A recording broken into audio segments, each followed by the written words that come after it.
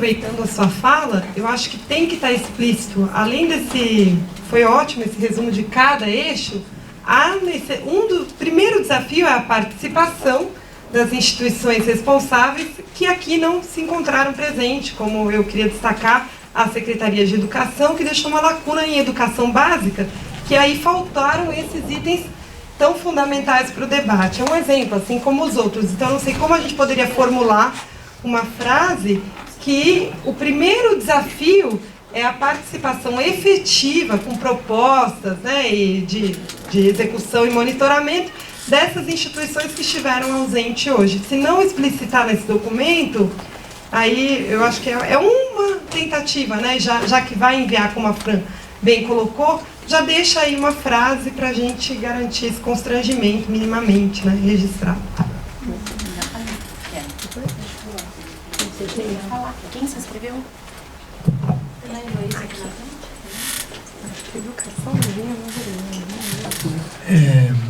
Eu acho fundamental, nesse momento, esse encaminhamento que estão sendo colocados, né?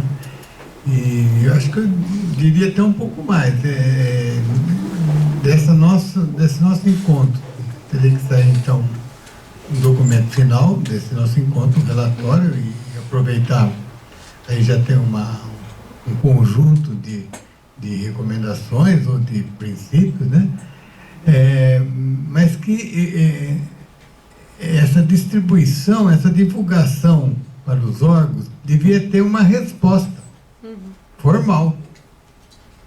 Então, por exemplo, a Secretaria de Educação recebe e vai ter um tempo para se posicionar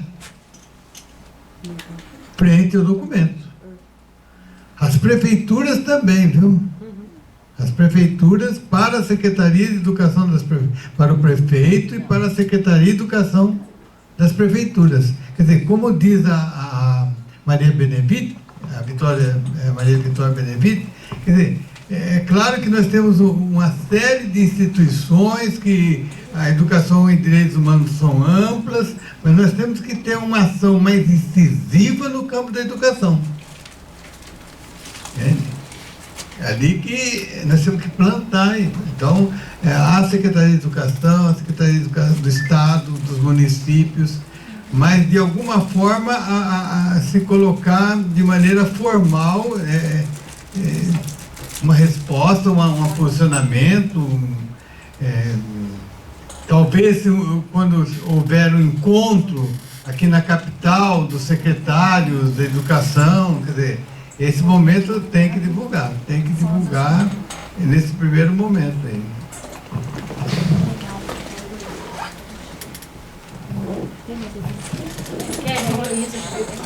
E depois eu estou inscrita.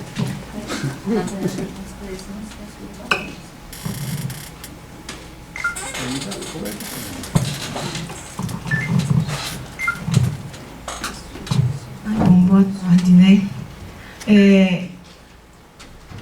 Eu queria... Eram três coisas. Uma, já me sinto contemplada com a fala da Maria Heder, que eu acho que é fundamental a gente pontuar isso no documento da ausência e de um eixo que eu digo, inclusive, que é um eixo até bem grandioso pela dimensão, porque você tem desde a educação básica, a superior e a educação popular. E a básica, né, garantida na nossa lei maior do ponto de vista da educação, né, que é a LDB. Então, essa lacuna hoje, ela é grande do ponto de vista das contribuições e do trabalho a ser desenvolvido.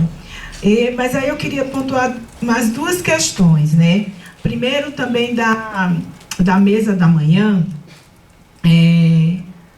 da discussão do plano municipal da cidade de São Paulo.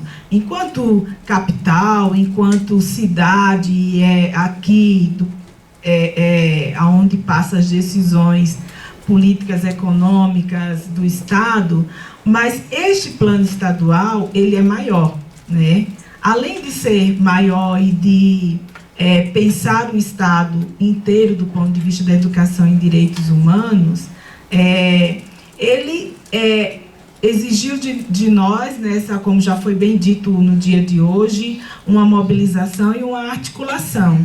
Então, temos bastante pontos em comum, temos sinergia de alinhamentos históricos, como foi dito, de precedentes, mas eu queria fazer essa ressalva, assim, da importância do plano estadual, né, para a cidade de São Paulo, enquanto capital do Estado, enquanto uma estrutura grande de equipamentos públicos, de população, de mobilização social, que não, por ter o municipal, eu sei que a fala não quis dizer esse sentido, mas não por ter o municipal, que o estadual ele terá uma atuação menor. Eu acho que o nosso também debate, que eu quero deixar registrado hoje, é da importância do plano estadual também para a cidade de São Paulo, haja vista que a cidade de São Paulo foi apresentado hoje que tem um plano municipal anterior, mas esse plano estadual, ele tem uma ampliação muito maior do que o plano municipal. E, por fim, da fala também da última mesa, né, do doutor Eutálio, e aí, assim, é mais uma pontuação do ponto de vista dessa discussão da efetivação do plano estadual, né? O plano estadual, ele também vai lidar com muitas legislações existentes do ponto de vista da política pública, na assistência, na saúde, na educação, e também vai lidar com muitas categorias profissionais, né? E aí eu quero só dar o destaque do serviço social, porque sou assistente social, do qual faço parte, e essa discussão do depoimento sem dano, para nós é muito cara. E é um debate antigo na profissão, então não dá para entrar nesta discussão como ela fosse tranquila do ponto de vista de direitos, porque ela não é do ponto de vista de direitos para nós profissionais, que nem piso salarial nós temos, e não temos um preparo técnico profissional para fazer inquirição. A inquirição está no âmbito da justiça, então eu acho que isso é importante a gente pontuar. Eu fiz 2 frases, você vê se contemplação seria um pouco diferente. Ok. Eu também estou inscrita, né? A gente nem combinou com a Heloísa, mas eu queria também, não posso deixar passar, né? Eu acho que um processo de educação em direitos humanos é ouvir e é falar, e é ouvir e é falar. Infelizmente, não teremos essa oportunidade aqui, mas eu quero dizer que não é um ganho o juiz deixar de ouvir uma criança no depoimento. Isso não é ganho para direitos humanos. Direitos humanos é a gente poder dialogar com o juiz e ele defender também direitos humanos. Então, não é repassar isso de forma autoritária para outra categoria. Educação em direitos humanos é que a gente possa conversar, inclusive, com os juízes, porque aqui a gente teve uma experiência do quanto que as crianças e adolescentes têm a dizer e o quanto que a gente pode colaborar nesse processo. Então, eu gostaria também de deixar registrado que há um posicionamento contrário ao depoimento especial, isso ser atribuição de assistentes sociais, minha colega pode até dizer, mas e psicólogos do Tribunal de Justiça, numa ação autoritária do Tribunal de Justiça do Estado de São Paulo, de repassar essas atribuições para os assistentes sociais, num provimento, sem diálogo, sem discussão. E esse curso do qual foi falado também, com várias violações das nossas atribuições profissionais, que estamos tratando isso no Conselho Nacional de Justiça e em outros espaços. Então, nesse espaço de discussão do plano de educação em direitos humanos, não há ganhos em um juiz não ouvir uma criança e tentar repassar isso de forma autoritária para outras profissões. Obrigada.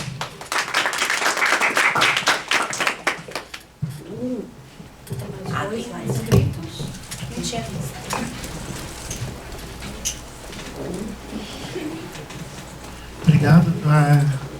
Acho que é muito importante a fala da... Desculpa, eu esqueci seu nome. Da Kelly.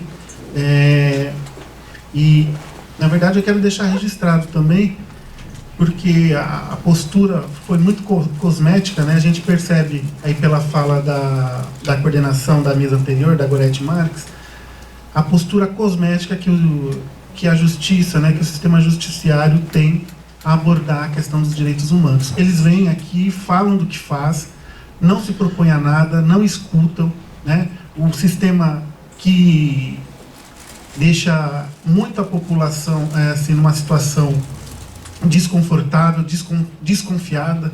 Poucas pessoas confiam no sistema de justiça e é muito por conta dessa postura. Então, eu acho que é importante a gente tirar aqui alguma forma, algum encaminhamento, da gente fazer um constrangimento ou alguma coisa que provoque uma relação, que comece uma relação, né, dialógica com esse poder público também, né? Porque não estamos numa sociedade que não aguenta mais esse tipo de arbitrariedade. Né? Ele ficou aqui porque certamente muitas pessoas vão fazer questionamentos e ele não ficou aqui para ouvi-lo, né? Para se justificar, para falar porque o nosso sistema judiciário é um dos mais caros do planeta, né? Que consome tanto dinheiro, tanto recurso e escuta tão pouco a população. Acho que a gente precisa deixar isso explicitado nesse documento.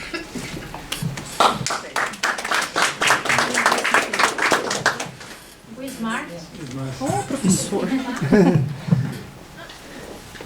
Bom, estamos falando de coisas muito sérias, né? O que eu queria colocar aqui, em relação à ausência dos colegas da educação básica, né, é que o Estado de São Paulo possui uma estrutura que possibilitaria, uma estrutura de divulgação, de ensino à distância, por exemplo, que facilitaria alguma proposta que o CONDEP tenha de continuar esse diálogo envolvendo outros grupos de populações no estado inteiro. Eu estou falando aqui da Rede do Saber, não sei se alguém de vocês... Rede do Saber, né? Que é uma estrutura que já tem uma década e pouco, mas que se aperfeiçoou. Acho que na João Ramalho, Perdizes, né? Tem uma sede de uma escola de formação de professores.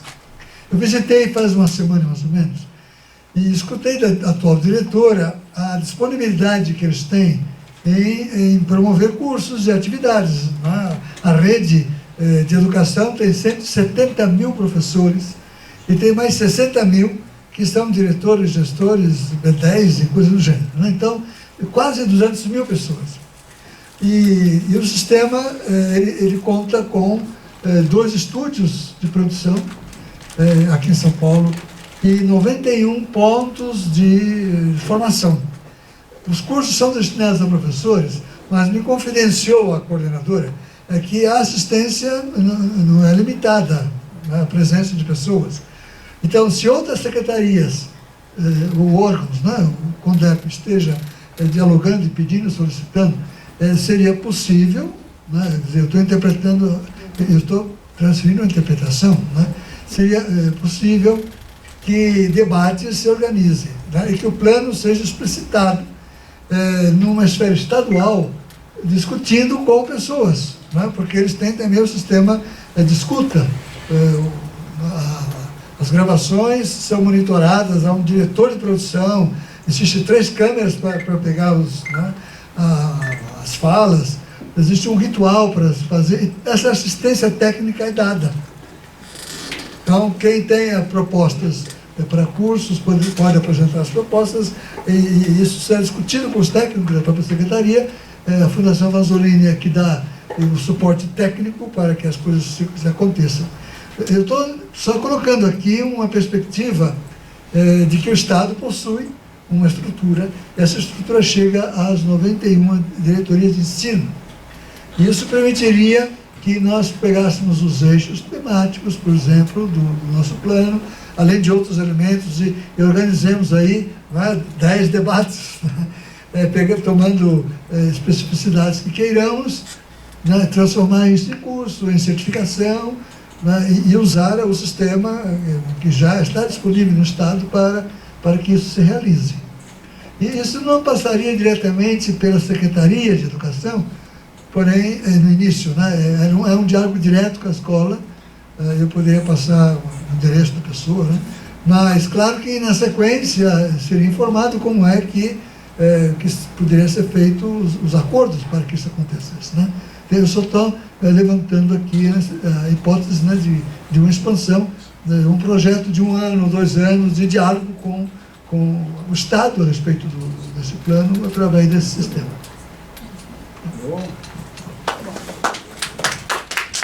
Tem mais alguém? Tem mais uma inscrição. Veja se essa frase pode ser melhorada. Ah, tá lá. É a última frase. Bom, eu acredito assim, existe um conceito que uma palavra tem várias interpretações e uma interpretação tem várias palavras. E aí, falando nisso, a gente ouviu em uma das mesas a seguinte frase: no passado negro. Isso. A gente precisa descolonizar a palavra. Não existe passado negro, né? Então, acho importante falar isso.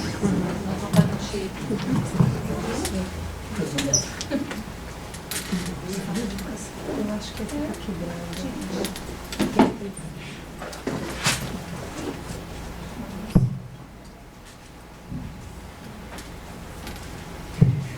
Gente, eu acho que pelo dia... Só uma coisa. Vai? Você quer fazer uma proposta que possa ser colocada? Não, mas ele já está É só uma fala? Eu acho que é uma consideração em relação à linguagem, né? Apresentada aqui pelos expositores, né? Seria isso. Quer dar uma passada aqui nas contribuições finais, né? Abertas aí. A escola, o impacto, né? Acho que a gente começa... Deixa eu só virar para cá. A gente começa aqui, né? Isso aqui foi o que a comissão propôs e na abertura a gente traz alguns complementos aí, né? O impacto da não participação dos órgãos governamental, e aí um destaque muito importante aí para a educação básica, mas não só, né? A gente tem que considerar que os outros órgãos de Estado também não compareceram, né? E tem um prejuízo isso, a ausência dos órgãos de Estado. Uma ação mais incisiva no campo da educação, a importância do plano estadual por sua atuação abrangente, a interlocução do plano com as políticas públicas e categorias profissionais, o quanto que esse diálogo se faz necessário, essa interlocução, essa articulação, o posicionamento contrário ao depoimento especial por parte de representantes do CRES e do CRP, não pode ser entendido como defesa de direitos humanos, né? Acho que essa fala ela precisa constar aí no relatório. O sistema de justiça, como produzir relação dialógica, a continuidade do diálogo com outras redes do Estado e explicitar e expandir o plano, né? Eu gostaria só de fazer uma consideração aqui, em relação a uma das propostas dos encaminhamentos, que tem muito a ver com as atribuições do CONDEP, né? O CONDEP, ele é um órgão de Estado, né? E ele faz todas as suas intervenções e ações no campo do Estado. Ele não tem interferência no campo dos municípios.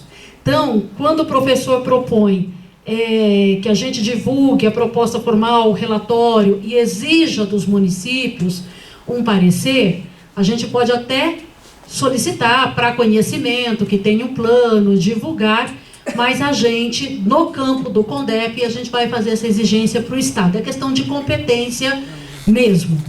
Dentro das competências do CONDEP, das suas finalidades, tem uma das finalidades que é incentivar e acompanhar a implementação dos conselhos municipais de direitos humanos. Eu acho que nesse campo a gente consegue fazer uma articulação com os conselhos municipais para a gente, a partir do plano estadual, apresentar o plano estadual, também incentivar a criação dos planos municipais. Eu acho que isso vai ser bem interessante e apresentar para os conselhos municipais o plano estadual para que comece a fomentar aí a nível dos municípios. Isso é possível para o CONDEP fazer nessa relação com os conselhos municipais. Eu acho que aqui, do ponto de vista da relatoria, eu chamo a atenção para duas coisas que foram colocadas de formas diferentes, né? Que existem dois trabalhos, eu acho, aqui para a comissão, né? Um trabalho é fazer os debates e a apresentação e a divulgação do Plano Estadual de Educação e Direitos Humanos. Apesar das 22 conferências, apesar de todo o trabalho que a gente fez para a construção do texto base, se faz necessário a gente ainda divulgar o documento final. E aí o professor Ismar, ele traz uma das sugestões, são os debates internos da secretaria. Ficou muito claro no decorrer de todas as mesas que a gente tem um exercício árduo ainda por se fazer, né? Que é entender a concepção de educação e direitos humanos, de entender a percepção, as estratégias da educação popular, porque o que a gente presenciou aqui, isso foi falado de diversas formas, é que eu vim aqui dar uma satisfação e eu vou embora. Eu esqueci que aqui é um momento de construção de saber, que eu trago aquilo que eu sei e que eu vou ouvir aquilo que os outros sabem também em relação a esse conteúdo. Esse é um exercício que nós vamos ter que fazer em todos os eixos, né? Talvez com menos prejuízo para a educação popular, que já está nessa rotina de aprender e construir saber juntos, mas fora isso a gente vai ter que fazer esse exercício. Há um exercício muito grande ainda para a gente trabalhar. Eu acho que o eixo da segurança e do acesso à justiça ainda é um desafio, né? Porque embora a gente vai ter um decreto do executivo, o executivo ele não faz decreto para o judiciário, né? É um outro diálogo que precisa ser construído. Eu acho que a comissão vai ter que pensar em estratégias para esse diálogo com o sistema de justiça, né? Por mais que a gente tenha o plano, a divulgação, como é que a gente vai dialogar aí com as escolas do Ministério Público, do magistrado, né? E a escola da Defensoria, que está muito mais próxima para a gente. Então, a gente tem alguns eixos do monitoramento que vai trazer para a gente alguns desafios, né? Como é que a gente vai monitorar isso dentro do sistema judiciário? Como é que a gente vai monitorar isso dentro do executivo e dos movimentos e das instituições? Isso a gente está, eu acho que é um processo bastante caro para a gente, né? Porque eu acho que pela primeira vez a gente vai ter a chance de fazer monitoramento no sistema de justiça, nem que seja no plano de educação, né? Que a gente vai ter que construir aí esse caminho e o diretor da Escola de Magistratura se colocou à disposição para continuar esses diálogos, né? Eu acho que ficou claro pelas ausências, não só pelas ausências, mas pela apresentação que a Kelly fez no início do mapeamento, que só ter o plano escrito, que já é um avanço, não é o suficiente, né? As ausências aqui hoje, elas falam muito claro do que a gente vai ter que fazer para que o plano seja implementado, né? E aqui a gente fala de ausências de todos os níveis, inclusive dos próprios conselheiros do CONDEP, que a gente precisa reafirmar isso. A gente está aí num campo de substituição dos seus membros, né? A gente acabou de ter uma nova eleição.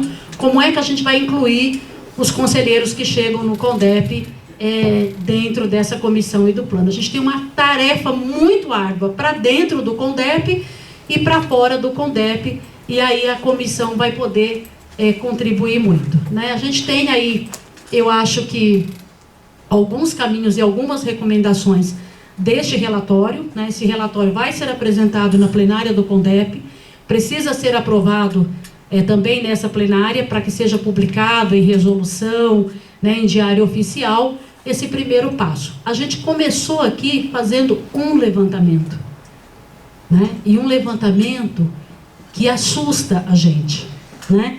E que não condiz muitas vezes com o que a gente ouviu e viu nas audiências públicas. A Fran chamou muito a atenção disso na fala dela, né? Quando a gente vai para a audiência pública, todo mundo faz direitos humanos. Tem várias atividades em direitos humanos. Quando a gente traz isso para o mapeamento, a gente não consegue visualizar isso do ponto de vista formal, do ponto de vista institucional do Estado, né? Então, a gente tem uma série de questões para a gente monitorar, né? Rosa, quer fazer algum comentário? Né? Então, queria, assim, acho que agradecer muito o CRP, né?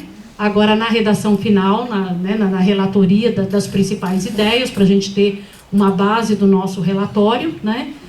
O CREAS, ele fez a primeira parte, a gente já agradeceu, foi muito importante todo o instrumental que o CRES trouxe, não dá para a gente, nesse momento também, não destacar aqui a presença do Eduardo Valério, que está quietinho lá atrás. Ele é do Ministério Público, não representa o Ministério Público oficialmente aqui, porque ele não é da escola do Ministério Público, mas foi uma pessoa importantíssima para a gente na discussão do eixo de segurança e sistema de justiça, que foi um dos eixos mais complexos de trabalhar, né? Ele conseguiu fazer a defesa do plano, ele conseguiu fazer a defesa do plano dentro do eixo de segurança na Assembleia Legislativa, que nós já falamos aqui hoje no seminário, de quanto, ato falho, né, psicólogos, ato falho, né, do quanto que foi hostil aquela última audiência pública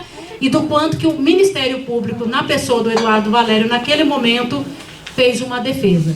E é uma defesa que trouxe para a gente, inclusive, a permanência do texto no plano estadual, né?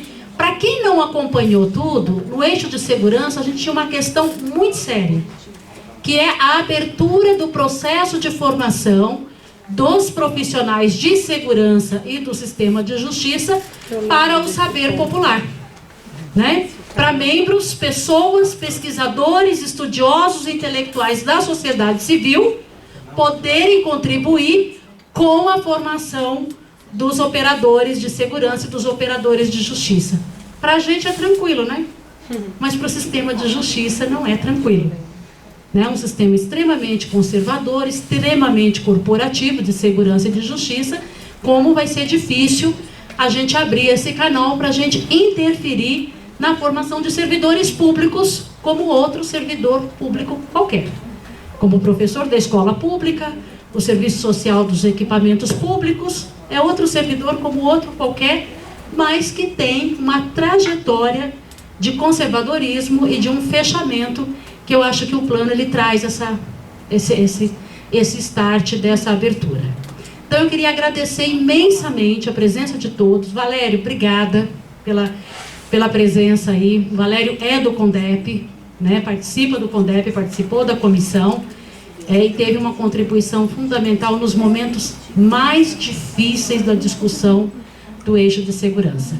Então queria reafirmar o compromisso do CONDEP no monitoramento, no acompanhamento, né? A gente passou por um processo de eleição que se encerrou, aguardando a nomeação dos novos conselheiros, né? Para garantir aí a continuidade do trabalho do CONDEP, e nós vamos estar aí também monitorando, enquanto Comissão de Direitos Humanos, o andamento, o encaminhamento do Plano Estadual de Educação. Alguém mais quer falar alguma coisa? Fran, quer? A gente agradece aí a presença. Gente, não tem como não falar que a mesa da Educomunicação foi linda, né? Uma mesa leve, né? Com a presença. Isso inspira a gente a deixar de fazer reflexões tão adultas, de tal forma que o adolescente não participe, né? A criança e o adolescente. Então a gente precisa também trazer para o debate crianças e adolescentes que têm muito a dizer, e a criançada, os adolescentes aqui disseram muito sobre o que eles pensam de educação e direitos humanos, né? Não só com o trabalho, com a apresentação do projeto, mas com as falas dos adolescentes aqui na mesa. Então que a gente aprenda isso, né? A fazer uma discussão leve, feliz, né? A gente tem que ser feliz de estar militando na área de direitos humanos, não pode ser tudo tão pesado e tão difícil. Parabéns a todos que ficaram aqui. Parabéns aos coordenadores dos eixos, aos debatedores, aos participantes, né? E a gente vai se encontrar, porque essa comissão vai ter que dar conta, inclusive, de andar o Estado de novo, né? Para fazer aí os monitoramentos e os debates do plano, tá bom? Boa tarde para todo mundo, a gente agradece em nome do CONDEP, a gente encerra então esse seminário, agradecendo a participação de todos. Obrigada, gente. E que a gente se encontre muito, né? Até o plano ficar firme, implantado, virar decreto, né? E ser oficializado. Parabéns para todos nós.